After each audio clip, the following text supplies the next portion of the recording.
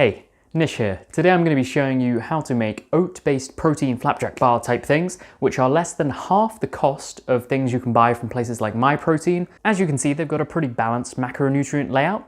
The recipe's in the description. Feel free to skip ahead to the analysis for more talk on nutrients and cost, but otherwise let's get started.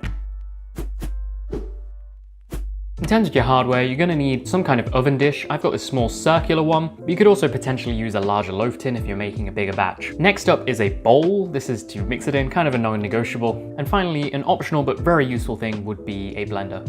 As for the ingredients, we've got oats. I recommend blending these up so that you don't get big lumps in your bars. Whey protein, I'm using dark chocolate, but you can use whatever flavor you like. A banana, nice and ripe hopefully, so it's nice and sweet. An egg, which I found makes it a bit more cakey in the final result. And some peanut butter. I'm using smooth peanut butter, but to be fair, you could use any kind of nut butter. The last ingredient is a kind of sweetener. In my case, I'm using some very cheap dark chocolate, but you could use whatever you want for this, potentially chocolate spread, marshmallows, dried fruit, whatever you fancy really. A couple other optional things you could look into are seeds. Now you can add these to the oats when you blend them. That will add some extra minerals and fiber. You could also add cacao nibs, again adding a bit of fiber and extra flavor. A bonus ingredient that I've been playing around with is baking powder. I find that this adds a bit of rise to the final product. Okay, as for our instructions, you want to get your oven to about 180 degrees, doesn't matter too much. Get something non-stick on your pan, be that greaseproof paper, oil, margarine, butter, whatever you have. In our bowl, we're going to first put the banana and egg and mash this until it's a nice smooth consistency. At this stage, I'd add the baking powder so that can be dispersed evenly, and I'd follow this up with the oats, protein powder, peanut butter, and in my case, chopped up chocolate. Now that we've got everything in here, all you got to do is stir.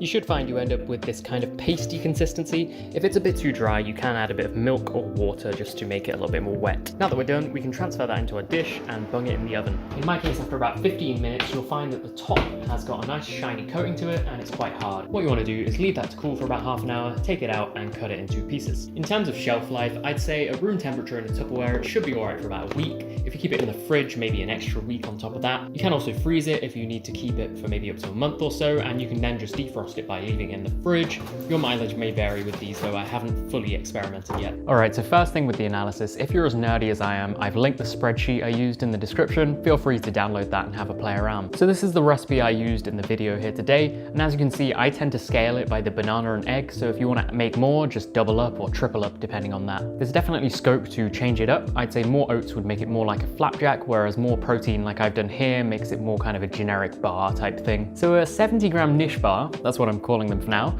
gives you 19 grams of protein and only 7 grams of sugar at a total of 250 calories. As you can see, the macronutrients are pretty balanced on this one. Looking at like the calories that come from fats, carbs and protein, it's actually almost a third in each category. Now I'm going to make a comparison to the MyProtein brownies and the PhD Nutrition Smart Jack protein bars. These are both really nice. I bought them. If we turn to this massive table of results, basically all I can say is the macros in these bars have ended up being very similar to the ones in the MyProtein and PhD Nutrition. You can see the PhD Nutrition one has more carbs, more oats in there, while the MyProtein one has a little bit more protein than these, but it's generally very similar. Sugar is a lot lower in the MyProtein ones, maybe they've used more sweetener, but it's higher on the Smart Jack. So you can see that the sugar in these is about middle of the road. You can see that my bars come in at about 60p per 100 gram, while the others are in excess of £1.10, £1.20. There's definitely scope for bringing down the cost of these as well. I used kind of a premium peanut butter and premium oats, and you could scale that back to try and save a bit of money if you need to. What about the most important thing? Taste.